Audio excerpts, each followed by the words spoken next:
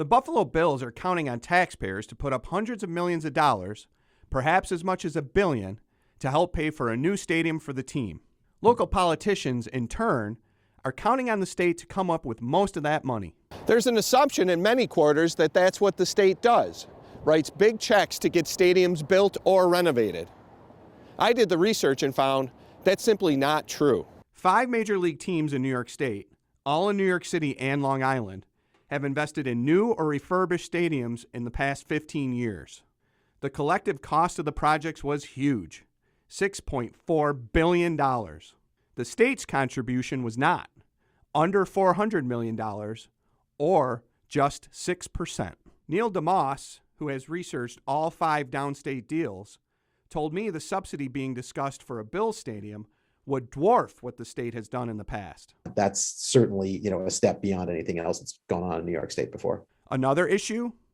While the Bills stadium proposal has a champion in Governor Kathy Hochul, it also has a strong opponent in Liz Krueger, chair of the Senate Finance Committee.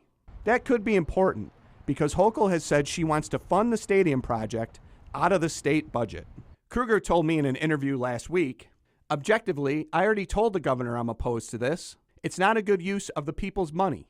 She added, "The NFL is a multi-billion-dollar industry where billionaires own the teams and certainly can afford to pay for their own stadiums." The financial deals that Investigative Post researched included a hockey arena for the New York Islanders that opened last November. The $1.3 billion price tag for the arena is close to the projected $1.4 billion cost of a Bills open-air stadium. But the state only kicked in $68 million for UBS Arena, and that money went towards building a commuter train station and providing property tax breaks for related development, including retail and hotel.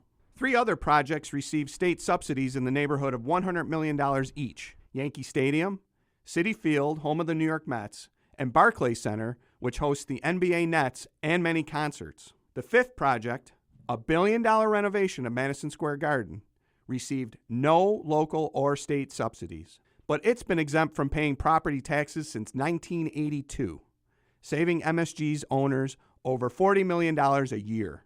Negotiations between the Bills and state and county officials are being held behind closed doors, so it's impossible to know what the finances of the deal will look like. Whatever happens in the end is probably going to be a very complicated deal involving, upfront money and tax breaks and money down the road that's paid into some sort of, improvements fund and lease breaks. Erie County legislator Joe Lorigo said the state should hold the line on the Bills stadium. If that's how New York State has done it in the past, where it's been a smaller dollar figure with infrastructure investments, that's the way I think it should continue to go. I'd like to see the Pagulas put up a larger portion of the money. State Senator Sean Ryan noted that upgrades made to Highmark Stadium, the Bills' current home, included more state money than county. I imagine that formula will stay the same. No matter which set of taxpayers ends up on the hook, DeMoss said the bill is likely to be large. Clearly what is being talked about at the state and the county level is a top 5 or top 10 most expensive public subsidy for a sports stadium deal. For Channel 2 News, I'm Mark Scheer with Investigative Post.